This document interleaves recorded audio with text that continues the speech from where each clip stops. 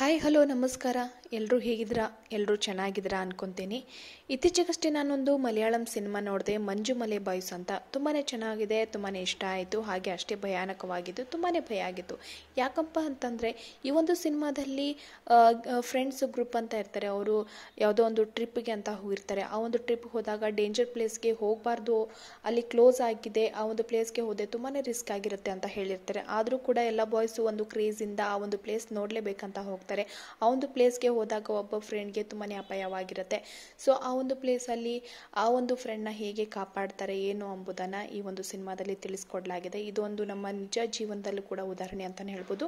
ಹಾಗೆ ಇದು ಕೂಡ ಸತ್ಯ ನಡೆದಿರುವಂತಹ ಘಟನೆ. ಆ ಒಂದು ಬಾಯ್ಸ್ ಗ್ರೂಪ್ ಏನು ಟ್ರಿಪ್ ಹೋಗಿರುತ್ತೆ, ಆ ಒಂದು ಗ್ರೂಪಲ್ಲಿ ಆಗಿರುವಂತಹ ಅನಾಹುತವನ್ನೇ ನಿಜವಾದ ಸತ್ಯವಾದಂಥ ಘಟನೆ ಈ ಒಂದು ಸಿನಿಮಾದಲ್ಲಿ ತೋರಿಸಲಾಗಿದೆ. ಇನ್ನು ಸಿನಿಮಾ ಓಪನಿಂಗಲ್ಲೇ ಕೆಲವೊಂದಿಷ್ಟು ಜನ ಹುಡುಗರು ಗ್ರೌಂಡಲ್ಲಿ ಒಂದು ಆಟವನ್ನು ಪ್ರಾಕ್ಟೀಸ್ ಮಾಡ್ತಿರ್ತಾರೆ. ಅದೇ ಸಮಯಕ್ಕೆ ಮಂಜುಮಲೆ ಊರಲ್ಲಿ ಒಂದು ಮದುವೆ ಇದೆ ಅಂತ ಸುದ್ದಿ ತಿಳಿಯುತ್ತೆ. ಹಾಗೆ ಬಂದು ಎಲ್ಲರೂ ಹೋಗೋಣ ಅಂತ ಹೇಳಿ ಎಲ್ಲರೂ ಕೂಡ ಹೋಗ್ತಾರೆ. ಹಾಗೆ ಮದುವೆಯಲ್ಲಿ ಎಂಜಾಯ್ ಮಾಡ್ತಿರ್ತಾರೆ, ಡಾನ್ಸ್ ಮಾಡ್ತಿರ್ತಾರೆ. ಅದೇ ಒಂದು ಸಂದರ್ಭದಲ್ಲಿ ಪಕ್ಕದ ಊರಿನ ಹುಡುಗರು ಕೂಡ ಬಂದಿರ್ತಾರೆ. ಹೀಗೆ ಡಾನ್ಸ್ ಮಾಡ್ತಿರ್ಬೇಕಾದ್ರೆ ಆ ಪಕ್ಕದ ಊರಿನ ಹುಡುಗರಿಗೂ ಈ ಮಂಜುಮಲೆ ಬಾಯ್ಸ್ಗೂ ಕೂಡ ಜಗಳ ಆಗುತ್ತೆ. ಜಗಳ ಆಗ್ತಿರ್ಬೇಕಾದ್ರೆ ಪಕ್ಕದ ಊರಿನ ಹುಡುಗರು ಹೇಳ್ತಾರೆ, ನೀವು ಆಟದಲ್ಲಿ ಗೆಲ್ಲೋಕ್ಕಾಗಲ್ಲ, ಯಾವಾಗಲೂ ಮಂಜುಮಲೆ ಬಾಯ್ಸ್ ಸ್ಟ್ರಾಂಗ್ ಅಂತ ಹೇಳ್ತೀರಾ, ಆದರೆ ಹಗ್ಗ ಜಗ್ಗಾಟದಲ್ಲಿ ಯಾವಾಗಲೂ ನೀವು ಸೋಲ್ತೀರಾ ಅಂತ ಹೇಳ್ತಾರೆ. ಯಾಕಂತಂದ್ರೆ ಇವರು ಹಗ್ಗ ಜಗ್ಗಾಟನೇ ಒಂದು ಆಟವಾಗಿರುತ್ತೆ, ಅದನ್ನೇ ಪ್ರಾಕ್ಟೀಸ್ ಮಾಡ್ತಿರ್ತಾರೆ. ಆವಾಗ ಮಂಜುಮಲೆ ಬಾಯ್ಸ್ ಹೇಳ್ತಾರೆ, ಬಂದ್ರು ನೋಡೋಣ, ಈ ಒಂದು ಆಟದಲ್ಲಿ ನೀವು ಗೆಲ್ತಿರೋ ನಾವು ಗೆಲ್ತೀವ ಅಂತ ನೋಡೋಣ ಅಂದು ಆ ಒಂದು ಪಂದ್ಯವನ್ನ ಆಟ ಆಡ್ತಾರೆ. ಹೀಗೆ ಈ ಒಂದು ಆಟ ಶುರುವಾಗುತ್ತೆ. ಒಂದು ಕಡೆ ಮಂಜುಮಲೆ ಬಾಯ್ಸ್ ಇರ್ತಾರೆ, ಹಾಗೆ ಇನ್ನೊಂದು ಕಡೆ ಪಕ್ಕದ ಊರಿನ ಹುಡುಗರು ಕೂಡ ಇರ್ತಾರೆ. ಹಗ್ಗ ಜಗ್ಗಾಟದ ಆಟ ಶುರುವಾಗುತ್ತೆ. ಹಾಗೆ ಮಂಜುಮಲೆ ಬಾಯ್ಸ್ ಗ್ರೂಪಲ್ಲಿ ಒಬ್ಬ ದೊಡ್ಡವರು ಅಂತಂದರೆ ಇವರೆಲ್ಲ 26-27 ವಯಸ್ಸಿನವರಾಗಿರ್ತಾರೆ. ಹಾಗೆ ಅದರಲ್ಲೊಬ್ಬ 36-37 ವಯಸ್ಸಿನವರಾಗಿರ್ತಾರೆ. ಅವರಿಗೆ ಇನ್ನೂ ಮದುವೆ ಆಗಿರಲ್ಲ, ಆದರೂ ಕೂಡ ಇವರ ಗ್ರೂಪಲ್ಲೇ ಇರ್ತಾರೆ. ಸೊ ಹೀಗೆ ಹಗ್ಗ ಜಗ್ಗಾಟ ಆಟ ಎಲ್ಲ ಶುರುವಾಗುತ್ತೆ. ಕೊನೆಗೂ ಮತ್ತು ಕೂಡ Manjummel boys ಸೋಲ್ತಾರೆ. So Manjummel boys ಮತ್ತೆ ಸೋತಾಗ ಅದರಲ್ಲಿರೋರು ದೊಡ್ಡವರು ಅಂತಂದ್ರೆ ಮದುವೆ ಆಗದೆ ಇರೋರು, ಅವರು ಏನು ಮಾಡ್ತಾರೆ, ಸಿಟ್ ಮಾಡ್ಕೊಂಡು ಹೋಗ್ಬಿಡ್ತಾರೆ. ಆದರೆ ಮತ್ತೆ ಆ್ಯಸ್ ಯೂಶ್ವಲ್ ಎಲ್ಲರೂ ಕೂಡ ತಮ್ಮ ಕೆಲಸದಲ್ಲಿ ಬ್ಯುಸಿ ಆಗಿರ್ತಾರೆ. ಒಬ್ಬ ಮೆಕ್ಯಾನಿಕಲ್ ಆಗಿರ್ತಾನೆ, ಒಬ್ಬರು ಅಂಗಡಿ ನೋಡ್ಕೊಳ್ತಿರ್ತಾರೆ. ಸೊ ಹೀಗೆ ತಮ್ಮ ಕೆಲಸದಲ್ಲಿ ಎಲ್ಲರೂ ಕೂಡ ಬ್ಯುಸಿ ಆಗಿರ್ತಾರೆ. ಹಾಗೆ ಇವರು ಒಂದು ಅಡ್ಡ ಅಂತ ಇರುತ್ತೆ, ಟೀ ಕಾಫಿ ಕುಡಿಯೋದಕ್ಕಾಗಿರ್ಬೋದು, ಮೀಟ್ ಮಾಡೋದಕ್ಕಾಗಿರ್ಬೋದು, ಒಂದು ಅಡ್ಡ ಅಂತ ಇರುತ್ತೆ. ಸೊ ಅಲ್ಲಿ ಬಂದು ಆ್ಯಸ್ ಯೂಶ್ವಲ್ ಅವರು ಮೀಟ್ ಆಗ್ತಾರೆ. ಮೀಟ್ ಆದಾಗ ಒಬ್ಬ ಹೇಳ್ತಾನೆ, ತುಂಬಾ ಬೇಜಾರಾಗಿದೆ ಕಣೋ, ಎಲ್ಲಾದರೂ ಟ್ರಿಪ್ ಹೋಗೋಣ ಅಂತ ಹೇಳ್ತಾರೆ. ಸೊ ಎಲ್ಲರೂ ಕೂಡ ಹೌದಲ್ವಾ, ಎಲ್ಲಾದರೂ ಹೋಗೋಣ ಅಂತ ಹೇಳ್ತಾರೆ. ಸೊ ಕೆಲವೊಂದಿಷ್ಟು ಬಾಯ್ಸ್ಗೆ ಟ್ರಿಪ್ ಅಂತ ಅಂದರೆ ಮೊದಲು ನೆನಪಾಗೋದೆ ಗೋವಾ. ಸೊ ಇವ್ರಿಗೂ ಕೂಡ ಗೋವಾ ಅಂತ ನೆನಪಾಗುತ್ತೆ. ಎಲ್ಲರೂ ಕೂಡ ಬೇರೆ ಆಫೀಸಲ್ಲಿ ಕೆಲಸ ಮಾಡೋರಿಗೆ ಫೋನ್ ಮಾಡಿ ಹೇಳ್ತಾರೆ, ಹೀಗೆ ಗೋವಾಗ ಪ್ಲ್ಯಾನ್ ಮಾಡಿದ್ದೀವಿ ಕೊಂಡ್ರೆ ಹೋಗೋಣ ಅಂತ ಹೇಳ್ತಾರೆ. ಆಮೇಲೆ ಮತ್ತೊಬ್ಬ ಹೇಳ್ತಾನೆ, ಗೋವಾಕ್ಕೆ ಹೋದರೆ ತುಂಬಾ ಬಜೆಟ್ ಆಗುತ್ತೆ, ತುಂಬಾ ದೂರ ಇದೆ, ನಮಗೆ ಹೋಗೋಕ್ಕಾಗತ್ತಾ ಅಂತ ಕೇಳ್ತಾರೆ.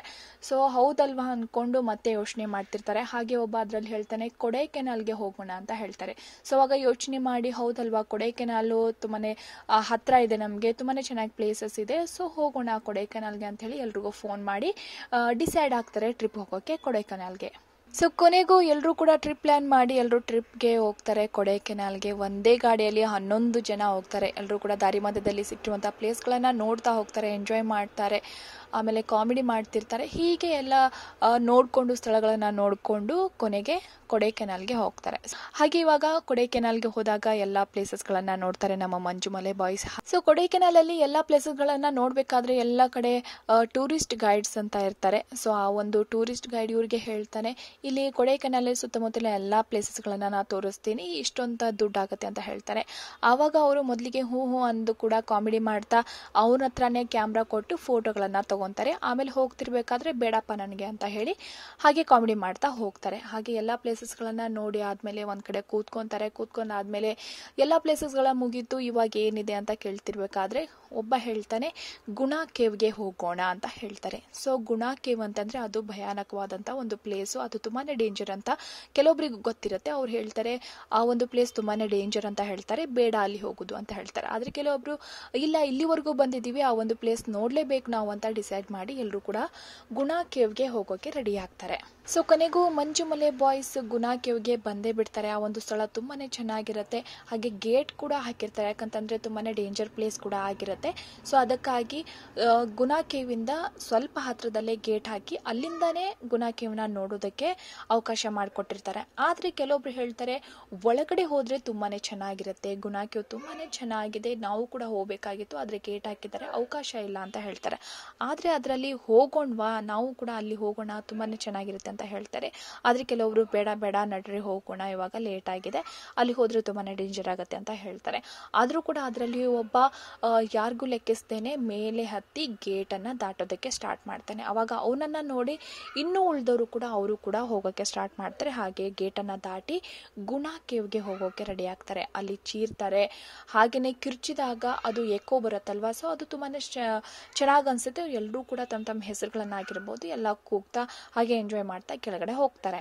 ಗುನಾ ಕೇವ್ ಅನ್ನೋದು ಒಂದು ಗುಹೆ ಆಗಿರುತ್ತೆ. ಸೊ ಕಲ್ಲು ಬಂಡೆಗಳ ಮಧ್ಯೆ ಅದು ತುಂಬಾ ಆಳವಾಗಿರುತ್ತೆ. ಸೊ ಅಲ್ಲೊಂದು ಗುಹೆ ಇರುತ್ತೆ. ಆ ಒಂದು ಗುಹೆ ನೋಡೋದಕ್ಕೆ ಇವರು ಹೋಗ್ತಾರೆ. ಸೊ ಅಲ್ಲಿ ಕಮಲ್ ಹಾಸನ್ ಅವರು ತಮ್ಮ ಸಿನಿಮಾದಲ್ಲಿ ಒಂದು ಕಣ್ಮಣಿ ಅನ್ನೋ ಸಾಂಗ್ ಅನ್ನ ಅಲ್ಲಿ ಶೂಟ್ ಆಗಿರುತ್ತೆ. ನೀವು ಕೂಡ ಕಣ್ಮಣಿ ಸಾಂಗ್ನ ನೋಡಿರ್ಬೋದು, ತುಂಬಾ ಟ್ರೆಂಡಿ ಆಗಿದೆ. ಸೊ ಆ ಒಂದು ಸಾಂಗ್ ಇಲ್ಲಿ ಶೂಟ್ ಆಗಿರುತ್ತೆ. ಸೊ ಅದನ್ನು ನೋಡ್ಬೇಕನ್ನೋ ಆಸೆ ಅವ್ರಿಗಿರುತ್ತೆ. ಸೊ ಬರ್ತಾರೆ, ಹಾಗೆ ಎಲ್ಲರೂ ಕೂಡ ಒಂದೊಂದು ಪ್ಲೇಸ್ಗೆ ಹೋಗ್ತಾರೆ. ತುಂಬ ಚೆನ್ನಾಗಿರುತ್ತೆ. ಕಲ್ಲು ಬಂಡೆಗಳ ಮಧ್ಯೆ ಫೋಟೋಸ್ ತೊಗೊತಿರ್ತಾರೆ. ಸೊ ಹಾಗೆಯೇ ಇನ್ನೂ 3 ಜನ ಕಲ್ಲು ಬಂಡೆ ಮೇಲೆ ನಿಂತು ಅಲ್ಲಿ ಮುಂಚೆ ಯಾರಾದರೂ ಬಂದಿದ್ರೆ ಅವರು ತಮ್ಮ ತಮ್ಮ ಹೆಸರುಗಳನ್ನು ಬರೆದಿರ್ತಾರೆ. ಇವರು ಸಹ ನಾವು ನಮ್ಮ ಹೆಸರನ್ನ ಬರೆಯೋಣ ಅಂತ ಹೇಳಿ ಅಲ್ಲೇ ಬಿದ್ದಿರುವಂತಹ ಬಣ್ಣದ ಡಬ್ಬಿಯನ್ನು ತಗೊಂಡು ಮಂಜುಮಲೆ ಬಾಯ್ಸ್ ಅಂತ ಬರೀತಾರೆ. ತುಂಬಾ ಚೆನ್ನಾಗಿ ಕಾಣ್ತಾ ಇರುತ್ತೆ. ಹಾಗೆ ಅವರು 3 ಜನ ಬಂಡ್ರೋ ಫೋಟೋ ತಗೊಳ್ಳೋಣ, ಇಲ್ಲಿ ತುಂಬಾ ಚೆನ್ನಾಗಿ ಬರುತ್ತೆ ಫೋಟೋಸು ಅಂತ ತಿಳ್ಕೊಂಡು ಎಲ್ಲರೂ ಕರೀತಾರೆ. ಯಾರು ಬೇರೆ ಬೇರೆ ಕಡೆ ಹೋಗಿದ್ರಲ್ವಾ, ಸೊ ಅವರೆಲ್ಲರೂ ಕೂಡ ಫೋಟೋ ತಗೊಳ್ಬೇಕಂತ ಬರ್ತಾ ಇರ್ತಾರೆ. ಸೊ ಹೀಗೆ ಬಂಡ್ರೋ ಫೋಟೋ ತಗೊಳ್ಳೋಣ ಎಲ್ಲರೂ ಅಂತ ಕರೆದಾಗ ಎಲ್ಲರೂ ಕೂಡ ಬರ್ತಿರ್ತಾರೆ. ಹಾಗೆ ಹಿಂದ್ಗಡೆಯಿಂದ ಒಂದು 3 ಜನ ಬರ್ತಿರ್ತಾರೆ. ಸೊ ಅವಾಗ ಬರ್ತಾ ಇರಬೇಕಾದ್ರೆ ಏನೋ ಹಿಂದ್ಗಡೆ ಏನೋ ಬಿದ್ದಂಗೆ ಶಬ್ದ ಆಗುತ್ತೆ. ಒಂದೇ ಸೆಕೆಂಡಲ್ಲಿ ಹಿಂಗೆ ತಿರುಗಿ ನೋಡಿದ್ರೆ ಏನೂ ಕೂಡ ಕಾಣ್ತಿರಲ್ಲ, ಏನು ಅಂತ ಗೊತ್ತಾಗೋದೇ ಇಲ್ಲ. ಸೊ ಅವಾಗ ಕೆಳಗೆ ನೋಡ್ತಾರೆ, ಕೆಳಗೆ ಒಂದು ಪಾತಾಳ ಇರುತ್ತೆ. ಹಾಗೆ ಆ ಒಂದು ಫ್ರೆಂಡ್ ಕೂಡ ಕಾಣ್ತಿರಲ್ಲ, ಅವನ ಹೆಸರು ಸುಭಾಷ್ ಅಂತೆ. ಸುಭಾಷ್ ಆ ಒಂದು ಪಾತಾಳಕ್ಕೆ ಬಿದ್ದಿರ್ತಾನೆ. ಒಂದೇ ಒಂದು ಸೆಕೆಂಡಲ್ಲಿ ಆ ಪಾತಾಳಕ್ಕೆ ಆ ಸುಭಾಷ್ ಅನ್ನೋ ಅವರ ಗೆಳೆಯ ಬಿದ್ದಿರ್ತಾನೆ. ಸೊ ಇದನ್ನ ನೋಡಿದ ಇಬ್ಬರು ಫ್ರೆಂಡ್ಸ್ ಫ್ರೀಸ್ ಆಗಿ ಹಾಗೆ ನಿಂತ್ಕೊಂತಾರೆ. ಹಾಗೆಯೇ ಎಲ್ಲರೂ ಕೂಡ ಕೇಳ್ತಾರೆ ಏನಾಯ್ತು ಅಂತ ಎಲ್ಲರೂ ಕೂಡ ಕೇಳ್ತಾರೆ. ಹಾಗೆ ಆವಾಗ ಹೇಳ್ತಾರೆ ಸುಭಾಷ್ ಪಾತಾಳಕ್ಕೆ ಬಿದ್ದಿದ್ದಾನೆ ಅಂತ ಹೇಳ್ತಾರೆ. ಅವಾಗ ಎಲ್ಲರೂ ಕೂಡ ಓಡಿ ಬರ್ತಾರೆ. ಓಡಿ ಬಂದು ಆ ಪಾತಾಳದಲ್ಲಿ ನೋಡ್ತಾರೆ, ಏನೂ ಕೂಡ ಕಾಣಲ್ಲ, ತುಂಬಾನೇ ಆಳವಾಗಿರುತ್ತೆ.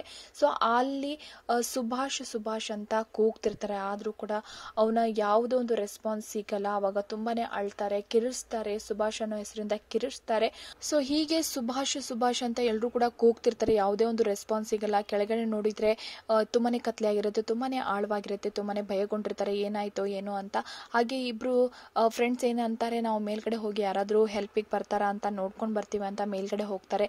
ಅಲ್ಲಿ ಟೂರಿಸ್ಟ್ ಗೈಡ್ ಇರ್ತಾನೆ, ಅವನಿಗೆಲ್ಲ ಹೇಳಿದಾಗ ಅಲ್ಲಿ ಸೆಕ್ಯೂರಿಟಿ ಗಾರ್ಡ್ ಇರ್ತಾನೆ, ಅವನಿಗೆ ಹೇಳಿ ಅಂತ ಹೇಳ್ತಾರೆ.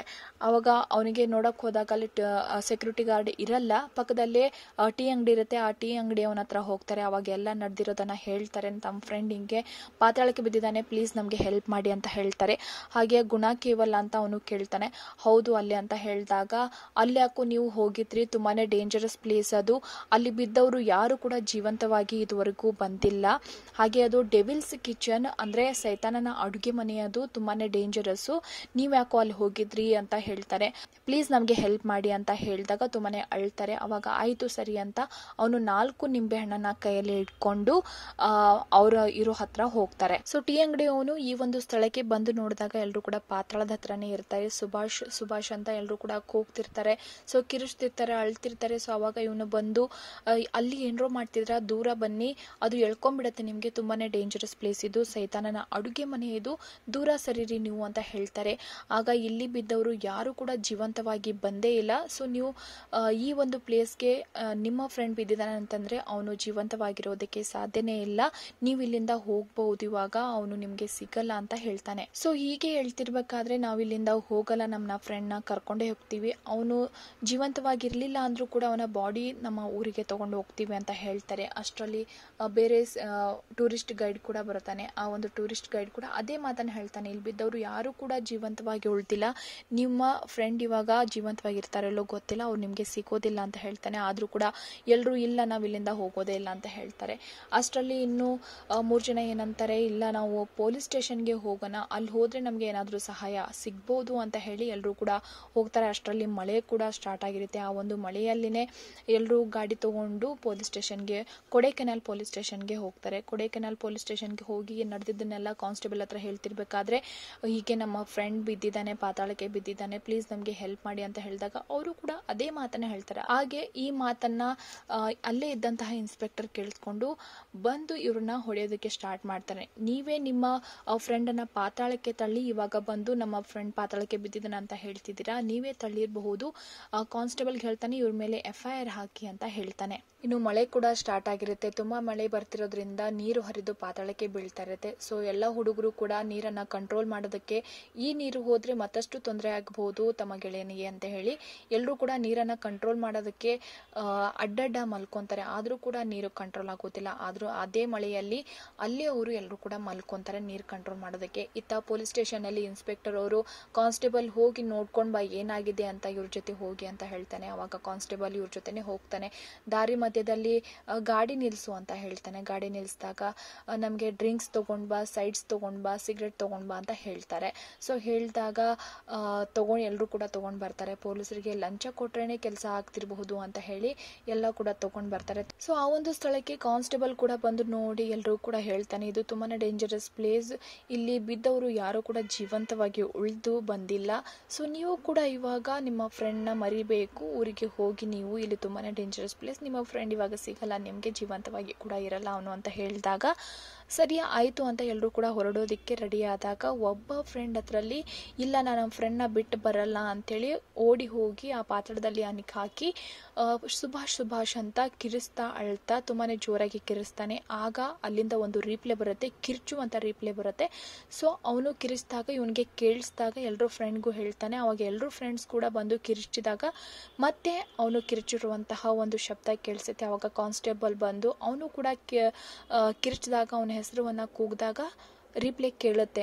ಸೊ ಕಾನ್ಸ್ಟೇಬಲ್ ಅವನ ಕಡೆಯಿಂದ ರೀಪ್ಲೇ ಬರೋದನ್ನ ಕಂಡು ಇನ್ನೂ ಜೀವಂತವಾಗಿದ್ದಾನೆ, ಅವನ್ನ ಕಾಪಾಡಬೇಕು ಅಂತ ಎಮರ್ಜೆನ್ಸಿ ಡಿಪಾರ್ಟ್ಮೆಂಟ್ಗೆ ಫೋನ್ ಮಾಡ್ತಾನೆ. ಫೋನ್ ಮಾಡಿದ್ಮೇಲೆ ಅಗ್ನಿಶಾಮಕ ದಳದವರು ಬರ್ತಾರೆ. ಆ ಒಂದು ಸ್ಥಳಕ್ಕೆ ಬಂದ್ಮೇಲೆ ತುಂಬಾನೇ ಕತ್ಲೆ ಆಗಿರುತ್ತೆ. ಎಲ್ಲ ಕಡೆ ಲೇಟ್ಸ್ಗಳನ್ನ ಹಾಕಿ ಕಬ್ಬಿಣದ ಕಂಬಿಗಳನ್ನ ನಿಲ್ಲಿಸಿ ಹಗ್ಗವನ್ನ ಕೆಳಗಡೆ ಬಿಡ್ತಾರೆ, ಅಂದ್ರೆ ಪಾತಾಳದೊಳಗೆ ಬಿಡ್ತಾರೆ. ಪಾತಾಳದೊಳಗೆ ಬಿಟ್ಟಾಗ ಕೆಲವೊಬ್ರು ಅಂತಾರೆ ಆ ಒಂದು ಹಗ್ಗಕ್ಕೆ ಹಿಡಿದುಕೊಂಡು ಮೇಲ್ಗಡೆ ಬರುವಷ್ಟು ಅವನಿಗೆ ಶಕ್ತಿ ಇರುತ್ತಾ ಅಂತ ಕೇಳಿದಾಗ, ಹಾಗೆ ಇನ್ನೊಬ್ರು ಹೇಳ್ತಾರೆ ಇಲ್ಲ ಯಾರಾದ್ರೂ ಒಳಗಡೆ ಹೋಗಿ ಅವನನ್ನ ಕರ್ಕೊಂಡ್ ಬರಬಹುದು, ಯಾಕಂದ್ರೆ ಅವನಿಗೆ ಹಗ್ಗ ಹಿಡ್ಕೊಂಡ್ ಬರಕ್ಕೆ ಶಕ್ತಿ ಇರುತ್ತಾ ಇಲ್ವಾ ಅಂತ ಕೆಲವೊಬ್ರು ಹೇಳ್ತಾರೆ. ಸೊ ಕೆಳಗಡೆ ಹೋಗಿ ಅವನನ್ನ ಯಾರಾದ್ರೂ ಕರ್ಕೊಂಡ್ ಬರ್ಬೋದಲ್ವಾ ಅಂತ ಹೇಳಿದಾಗ ಎಮರ್ಜೆನ್ಸಿ ಡಿಪಾರ್ಟ್ಮೆಂಟ್ ಅವರು ಹೌದಲ್ವಾ ಅಂತ ಹೇಳಿ ಅವರಲ್ಲಿರೋರೆ ಒಬ್ಬರನ್ನ ರೆಡಿ ಮಾಡ್ತಾರೆ ಕೆಳಗಡೆ ಕಳಿಸೋದಕ್ಕೆ. ಆಗ ಅವನು ಹೇಳ್ತಾನೆ ನಾನು ಹೋಗೋದಿಲ್ಲ ಸರ್, ಅಲ್ಲಿ ಕೆಳಗಡೆ ಏನಾದರೂ ಆಯ್ತಂದ್ರೆ ನಾನು ಸತ್ತೋದೆ ಅಂತಂದ್ರೆ ನನಗೆ ಡೆತ್ ಸರ್ಟಿಫಿಕೇಟ್ ಕೂಡ ಸಿಗಲ್ಲ, ನಮ್ಮ ಫ್ಯಾಮಿಲಿ ಇದೆ, ಫ್ಯಾಮಿಲಿಗೆ ಪೆನ್ಷನ್ ಕೂಡ ಸಿಗಲ್ಲ, ಅದಕ್ಕೆ ನನಗೆ ಭಯ ಆಗುತ್ತೆ ಸರ್, ನಾನು ಹೋಗಲ್ಲ ಅಂತ ಹೇಳ್ತಾನೆ. ಹೀಗೆ ಹೇಳಬೇಕಾದ್ರೆ ಅದರಲ್ಲಿ ಅವರ ಫ್ರೆಂಡ್ ಅಂತಂದ್ರೆ ಅವನ ಫ್ರೆಂಡ್ ತುಂಬಾನೇ ವಯಸ್ಸಾದವನು ಇರ್ತಾನಲ್ವಾ, ಸೊ ಅವನೇನು ಹೇಳ್ತಾನೆ ನಾನು ಹೋಗಿ ಕರ್ಕೊಂಡು ಬರ್ತೀನಿ ನನ್ನ ಫ್ರೆಂಡ್ನ ಅಂತ ಹೇಳ್ತಾನೆ. ಅವಾಗ ಇವ್ರು ಹೇಳ್ತಾರೆ ನಿಮಗೆ ಯಾವುದೇ ಪ್ರಾಕ್ಟೀಸ್ ಇರಲ್ಲ, ಏನಿಲ್ಲ, ನೀವು ಕೆಳಗಡೆ ಹೋಗಿ ಹೇಗೆ ಕರ್ಕೊಂಡ್ಬರ್ತೀವಿ ಅವನನ್ನ ಅಂತಂದ್ರೆ ಬೇಡ ನೀನು ಕರ್ಕೊಂಡ್ಬರೋದು ಅಂತ ಹೇಳ್ತಾರೆ. ಆಗ ಇಲ್ಲ ಸರ್ ನಾನು ಹೋಗ್ತೀನಿ, ನನ್ನ ಫ್ರೆಂಡ್ನ ಕಾಪಾಡ್ತೀನಿ ಅಂತ ಹೇಳಿದಾಗ ಆಯ್ತು ಸರಿ ಅಂತ ಎಲ್ಲರೂ ಕೂಡ ಹೇಳ್ತಾರೆ. ಸೊ ಇವನು ಕೆಳಗಡೆ ಹೋಗೋದಕ್ಕೆ ರೆಡಿ ಆದಾಗ ಇವನ ಹೆಸರು ಕುಟ್ಟನ್ ಅಂತ. ಸೊ ಅವನಿಗೆ ಕೆಳಗಡೆ ಹೋಗೋದಕ್ಕೆ ಹಗ್ಗ ಎಲ್ಲ ಕಟ್ಟಿ ರೆಡಿ ಮಾಡ್ತಾರೆ. ಆಗ ಅವನಿಗೆ ಹೇಳ್ತಾರೆ ಕೆಳಗಡೆ ಹೋದ್ರೆ ನಿಂಗೆ ಹಗ್ಗ ಕಟ್ಟಕ್ಕೆ ಬರುತ್ತಾ ಅಂತ ಹೇಳಿ ಅವರೇನು ಅವರ ಒಂದು ಎಮರ್ಜೆನ್ಸಿ ಡಿಪಾರ್ಟ್ಮೆಂಟ್ ರೀತಿಯಲ್ಲಿ ಏನು ಹಗ್ಗ ಕಟ್ತಾರೆ ಸೊ ಹಾಗೆ ಕಟ್ಟಿ ಹೇಳಿಕೊಡ್ತಾರೆ. ಆದ್ರೆ ಅವನು ನಿನಗೆ ಅರ್ಥ ಆಯ್ತಾ ಅಂತ ಕೇಳಿದಾಗ ಹಾ ಅರ್ಥ ಆಯ್ತು ಅಂತ ಹೇಳ್ತಾನೆ. ಆದ್ರೆ ಅವನಿಗೆ ಅರ್ಥ ಆಗಿರಲ್ಲ, ಯಾಕಂತಂದ್ರೆ ಅರ್ಥ ಆಗಿಲ್ಲ ಅಂತ ಅಂದ್ರೆ ಇನ್ನೂ ಸ್ವಲ್ಪ ಟೈಮ್ ವೇಸ್ಟ್ ಆಗುತ್ತೆ. ಸೊ ಅದಕ್ಕೆ ಅವನು ಅರ್ಥ ಆಯ್ತು ಅಂತ ಹೇಳ್ತಾನೆ. ಹಾಗೆ ಸ್ಲೋಲಿ ಹಗ್ಗ ಬಿಡ್ತಾ ಬಿಡ್ತಾ ಅವನಿಗೆ ಕೆಳಗಡೆ ಬಿಡ್ತಾ ಇರ್ತಾರೆ. ಸೊ ಅಲ್ಲಿ ನಿಮ್ಗೆ ಕಾಣಿಸ್ತಾ ನಿಮ್ ಫ್ರೆಂಡ್ ಅಂತ ಹೇಳ್ತಾನೆ. ಇಲ್ಲ ಇಲ್ಲ ಅಂತಾನೆ ಕೆಳಗಡೆ ಹೋಗಿರ್ತಾರೆ. ಅಲ್ಲಿ ಅಡ್ಡಡ್ಡ ಎಲ್ಲ ಕಲ್ಗಳಿರುತ್ತೆ, ಆ ಒಂದು ಸಂಧಿ ಕಲ್ಗಳ ನಡುವೆ ಅವನು ಹೋಗ್ಬೇಕಾದ್ರೆ 120 ಅಡಿ ಕೆಳಗಡೆ ಹೋಗ್ಬೇಕಾದ್ರೆ ಹಗ್ಗ ಕೂಡ ಖಾಲಿ ಆಗತ್ತೆ. ಎಲ್ಲರೂ ಹೇಳ್ತಾರೆ ಹಗ್ಗ ಖಾಲಿ ಆಗಿದೆ, ಇವಾಗ ಮುಂದೆ ಹೋಗಕ್ ಆಗಲ್ಲ, ಇನ್ನೊಂದು ಹಗ್ಗ ಬೇಕು ಅಂತ ಹೇಳ್ತಾರೆ. ಆಗ ಮಂಜುಮಲೆ ಬಾಯ್ಸ್ ಅವರು ಪೊಲೀಸ್ ಸ್ಟೇಷನ್ಗೆ ಹೋದಾಗ ಒಂದು ಹಗ್ಗ ತಂದಿದ್ರಲ್ವಾ, ಸೊ ಆ ಒಂದು ಹಗ್ಗ ನಮ್ಮ ಹತ್ರ ಇದೆ ಅಂತ ಹೇಳ್ತಾರೆ. ಅವಾಗ ಇದನ್ನ ನಾಟ್ ಮಾಡಬೇಕು, ಆದ್ರೆ 120 ಅಡಿ ಹೋಗಿದೆ, ಇನ್ನೂ ಸ್ವಲ್ಪ ದೂರ ಹೋದ್ರೆ ಅವನಿಗೆ ಆಕ್ಸಿಜನ್ ಸಿಗಲ್ಲ, ತುಂಬಾನೇ ಅಪಾಯ ಆಗತ್ತೆ. ಹಾಗೆ ಇವನು ಹೋದ್ರು ಕೂಡ ಇವನಿಗೂ ಕೂಡ ಅಪಾಯ ಆಗಬಹುದು ಅಂತ ಹೇಳಿ ಇನ್ನೂ ಕೆಳಗಡೆ ಹೋಗೋದಕ್ಕೆ ಅವರು ರೆಡಿ ಇರಲ್ಲ. ಆದ್ರೂ ಕೂಡ ಇಲ್ಲ ನಾನು ಹೋಗ್ತೀನಿ ಅಂತ ಅವ್ನು ಹೇಳ್ತಾನೆ. ಆದ್ರೆ ಅವರು ಪೊಲೀಸ್ ಡಿಪಾರ್ಟ್ಮೆಂಟ್ ಅವರು ಕೂಡ ಇಲ್ಲ ನೀನ್ ಮೇಲ್ಗಡೆ ಬರ್ತೀಯ ಇಲ್ವಾ ಅಂತ ಜೋರ್ ಮಾಡ್ತಾರೆ. ಆದ್ರೆ ನಾನು ಬರಲ್ಲ, ನನ್ನ ಫ್ರೆಂಡ್ ನ ಕರ್ಕೊಂಡೇ ಬರ್ತೀನಿ ಅಂತ ಅವನು ಹೇಳ್ತಾನೆ. ಸೊ ಆಯ್ತು ಸರಿ ಅಂತ ಇರೋ ಹಗ್ಗವನ್ನ ಕೂಡ ಕಟ್ಟಿ ಇನ್ನು ಕೆಳಗಡೆ ಬಿಡ್ತಾರೆ. ಆದ್ರೆ ಮೇಲ್ಗಡೆ ಇರೋರಿಗೆ ಭಯ ಆಗ್ತಾ ಇರತ್ತೆ. ಸೊ ಅಲ್ಲಿ ಆಕ್ಸಿಜನ್ ಲೆವೆಲ್ ತುಂಬಾನೇ ಕಡಿಮೆ ಇರುತ್ತೆ, ಇನ್ನೂ ಕೆಳಗಡೆ ಹೋದ್ರೆ ಇವನಿಗೇನಾದ್ರೂ ಪ್ರಾಬ್ಲಮ್ ಆಗ್ಬಹುದಾ ಅಂತ ಭಯ ಪಡ್ತಿರ್ತಾರೆ. ಹಾಗೆ ಬಿಡ್ತಾ ಹಾಗೆ ಅದ್ರ ಜೊತೆಗೇನೆ ಕೇಳ್ತಿರ್ತಾರೆ, ಕಾಣಿಸಿದ್ನ ಫ್ರೆಂಡು ಸುಭಾಷ್ ಕಾಣಿಸಿದ್ನ ಅಂತ ಕೇಳ್ತಿರ್ತಾರೆ. ಅವನು ಇಲ್ಲ ಅಂತಾನೆ ಹೇಳ್ತಿರ್ತಾನೆ. ಆದ್ರೆ ಇನ್ನು ಕೆಳಗಡೆ ಹೋದಾಗ ಅವಾಗ ಕೇಳಿದಾಗ ಕೆಳಗಡೆ ನೋಡ್ತಾನೆ, ಅವಾಗ ಅವನ ಫ್ರೆಂಡು ಅಲ್ಲಿ ಬಿದ್ದಿರ್ತಾನೆ. ಅಂದ್ರೆ ಕಲ್ಲು ಬಂಡೆಗಳ ನಡುವೆ ಸಿಲುಕಿ ಬಡ್ದು ಕೂಡ ಬಿದ್ದಿರ್ತಾನಲ್ವಾ, ಸೊ ರಕ್ತ ಬರ್ತಾ ಇರತ್ತೆ. ಕಾಣಿಸಿದ ನನ್ಗೆ ಅಂತ ಹೇಳ್ತಾನೆ. ಅವಾಗ ಎಲ್ಲರೂ ಕೂಡ ತುಂಬಾನೇ ಖುಷಿ ಪಡ್ತಾರೆ. ಖುಷಿ ಪಟ್ಟಾಗ ಎಮರ್ಜೆನ್ಸಿ ಡಿಪಾರ್ಟ್ಮೆಂಟ್ ಅವರು ನಾವು ಹೇಳಿರೋ ಹಾಗೆ ಹಗ್ಗ ಕಟ್ಟಿ ಅವನಿಗೆ ಕಟ್ಟು ಅಂತ ಹೇಳ್ತಾರೆ. ಸೊ ಕುಟ್ಟನ್ ಅವ್ರು ಹೇಳ್ದ ಹಾಗೆ ಹಗ್ಗ ಕಟ್ಟೋಕೆ ಆಗದೆ ತನಗೆ ಹೇಗ್ ಬೇಕೋ ಹಾಗೆ ತನ್ನ ಜೊತೆಗೇನೆ ಫ್ರೆಂಡ್ ನ ಕೂಡ ಕಟ್ಕೊಂಡು ಮೇಲ್ಗಡೆ ಎಳಿರಿ ಅಂತ ಹೇಳ್ತಾನೆ. ಎಳಿತಿರ್ಬೇಕಾದ್ರೆ ತನ್ನ ಫ್ರೆಂಡ್ಗೆ ಹಗ್ಗ ಹಿಡ್ಕೊಳಕ್ಕಾಗದೆ ಕೆಳಗೆ ಬಿದ್ದಿರೋ ತರ ಆಗತ್ತೆ. ಅವಾಗ ಸರ್ ಅಂತ ಮೇಲ್ಗಡೆ ಹಗ್ಗ ಎಳ್ತಿರೋರಿಗೆ ಸರ್ ಅಂತ ಹಗ್ಗ ಕೆಳಗಡೆ ಹೋಗುತ್ತೆ. ಅವಾಗ ಮಂಜುಮಲೆ ಬಾಯ್ಸ್ ಆ ಹಗ್ಗವನ್ನ ಎಳೆದು ಹಿಡಿತಾರೆ. ಯಾಕಂತಂದ್ರೆ ಅವರಿಗೆ ಪ್ರಾಕ್ಟೀಸ್ ಇರುತ್ತೆ ಹಗ್ಗ ಎಳೆಯೋದು. ಸೊ ಆ ಕಾರಣ ಅವರು ಹಗ್ಗ ಎಳಿತಾರೆ. ಹಗ್ಗ ಎಳಿಬೇಕಾದ್ರೆ ಅಲ್ಲೇ ಸ್ಟಾಪ್ ಆಗತ್ತೆ. ಮೇಲ್ಗಡೆ ಎಳಿತಾರೆ. ಹಾಗೆ ಎಳಿತಿರ್ಬೇಕಾದ್ರೆ ಅರ್ಧ ದಾರಿಗೆ ಬರ್ತಾರೆ.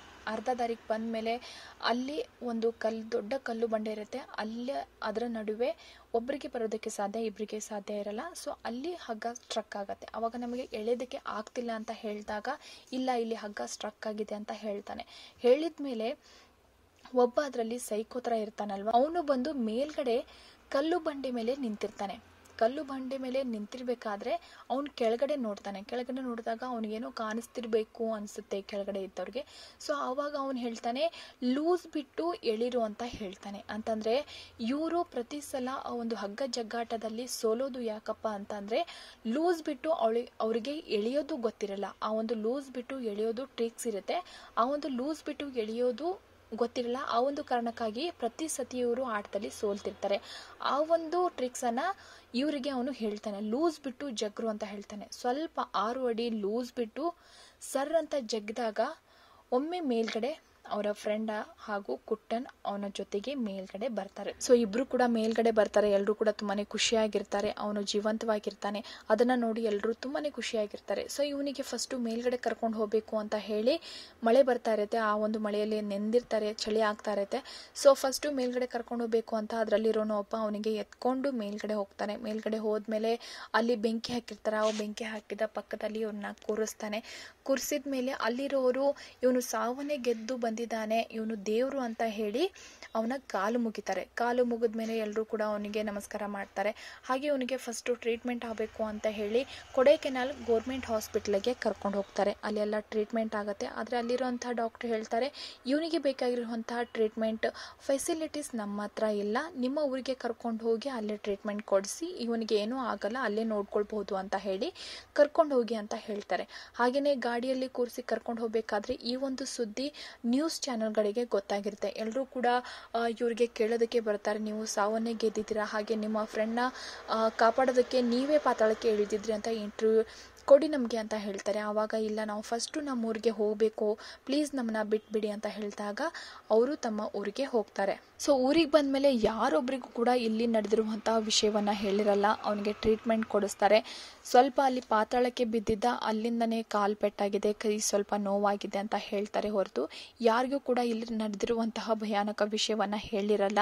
ಅವನ ತಾಯಿ ಕುಟ್ಟನ್ಗೆ ಬೈತಾರೆ, ನಿಮಗೆ ಇಷ್ಟು ಬುದ್ಧಿ ಇಲ್ವಾ, ನಾನು ನಿನ್ನನ್ನು ನಂಬಿ ನನ್ನ ಮಗನನ್ನ ಕಳಿಸಿದ್ದೆ, ಆದರೆ ಆದರೆ ನಿನಗೆ ಮದುವೆ ಆಗಿಲ್ಲ, ಇಷ್ಟು ವಯಸ್ಸಾಗಿದೆ, ಬುದ್ಧಿ ಬಂದಿಲ್ವಾ ಅಂತ ಬೈತಾರೆ. ಬೈದರೂ ಕೂಡ ಯಾವೊಂದು ವಿಷಯವನ್ನು ಕೂಡ ಅವರಿಗೆ ಅವನ ತಾಯಿಗೆ ಹೇಳಿರಲ್ಲ. ಹಾಗೆಯೇ ಹೀಗೆ ತಮ್ಮ ಕೆಲಸ ನಡೀತಿರ್ಬೇಕಾದ್ರೆ ಅವನಿಗೆ ಟ್ರೀಟ್ಮೆಂಟ್ ನಡೀತಾ ಇರುತ್ತೆ, ಅವನ ಜೊತೆ ಮಾತಾಡ್ತಾರೆ. ಆದರೂ ಕೂಡ ಯಾರೊಬ್ಬರು ತಮ್ಮ ತಮ್ಮ ಮನೆಯಲ್ಲಾಗಿರ್ಬೋದು, ಊರಲ್ಲಾಗಿರ್ಬೋದು ಈ ಒಂದು ವಿಷಯ ಹೇಳಿರೋದೇ ಇಲ್ಲ. ಆದರೆ ಒಂದು ದಿನ ಪೇಪರಲ್ಲಿ ಬರುತ್ತೆ. ಆ ಒಂದು ಪೇಪರಲ್ಲಿರುವಂತಹ ವಿಷಯವನ್ನು ನೋಡಿ ಜನರು ಚರ್ಚ್ ಫಾದರ್ಗೆ ಹೋಗಿ ಹೇಳ್ತಾರೆ. ಇದನ್ನು ಕೇಳಿದ ಚರ್ಚ್ ಫಾದರ್, ಇವನು ಸಾಮಾನ್ಯ ಮನುಷ್ಯನಲ್ಲ, ಇವನು ಸಾವನ್ನು ಗೆದ್ದು ಬಂದಿದ್ದಾನೆ, ಆ ಒಂದು ಪಾತಾಳಕ್ಕೆ ಬಿದ್ದವರು ಯಾರೂ ಜೀವಂತವಾಗಿ ಬಂದಿಲ್ಲ, ಇವನಿಗೆ ದೇವರ ಪ್ರೇರಣೆ ಇದೆ, ಅದಕ್ಕೆ ಜೀವಂತವಾಗಿ ಬಂದಿದ್ದಾನೆ ಅಂತ ಹೇಳ್ತಿರ್ಬೇಕಾದ್ರೆ ಸುಭಾಷ್ ಅವರ ತಾಯಿ ಕೂಡ ಇದನ್ನ ಕೇಳಿಸ್ಕೊಂಡು ಕುಟ್ಟನವರ ಮನೆ ಹತ್ರ ಹೋಗಿ ಅಳ್ತಾ, ನನ್ನನ್ನು ಕ್ಷಮಿಸು, ನನ್ನ ಮಗನ ಪ್ರಾಣ ಉಳಿಸಿದ್ದೀಯಾ ಅಂತೇಳಿ ತಪ್ಕೊಂಡು ಅಳ್ತಾರೆ. ಆ ಒಂದು ಸಂದರ್ಭದಲ್ಲಿ ಜನರು ಕೂಡ ಸೇರಿರ್ತಾರೆ, ಅವರು ಕೂಡ ಹೆಮ್ಮೆ ಪಡ್ತಿರ್ತಾರೆ. ಅದನ್ನ ನೋಡಿ ಕುಟ್ಟನ್ ಕೂಡ ಖುಷಿ ಪಡ್ತಾನೆ. ಸೊ ಈ ಕಡೆ ಗುಣ ಕೇವಲಿ ಆ ಒಂದು ಪಾತಾಳವನ್ನ ಅಷ್ಟು ಡೇಂಜರಸ್ ಪ್ಲೇಸ್ ಅಂತ ಹೇಳಿ ಅಲ್ಲಿ ಎಲ್ಲ ಗೇಟ್ ಹಾಕಿ ಎಲ್ಲ ಕ್ಲೋಸ್ ಮಾಡ್ತಾರೆ. ಸೊ ಇದಿಷ್ಟು ಮಂಜುಮಲೆ ಬಾಯ್ಸ್ ಸಿನಿಮಾದ ಕಥೆಯಾಗಿದೆ. ಇದು ರಿಯಲ್ ಆಗಿರುವಂತದ್ದು, ಸತ್ಯ ಆಧಾರಿತ ಘಟನೆ. ಈ ಒಂದು ಸಿನಿಮಾದ ಕಥೆ ನಿಮಗೆ ಇಷ್ಟ ಆಗಿದೆ ಅನ್ಕೊಂತೀನಿ. ನೀವು ಕೂಡ ಆಲ್ರೆಡಿ ಈ ಸಿನಿಮಾ ನೋಡಿದ್ರೆ ನಿಮಗೆ ಹೇಗೆ ಅನಿಸ್ತು, ನಿಮ್ಮ ಅನಿಸಿಕೆ ಅಭಿಪ್ರಾಯಗಳನ್ನ ಕಮೆಂಟ್ ಮೂಲಕ ತಿಳಿಸಬಹುದು ಅಂತ ಹೇಳ್ತಾ ಮುಂದಿನ ವಿಡಿಯೋದಲ್ಲಿ ಮತ್ತೆ ಇನ್ನಷ್ಟು ವಿಷಯಗಳನ್ನ ನಿಮಗೆ ಹೇಳ್ತೀನಿ. ನಮಸ್ಕಾರ.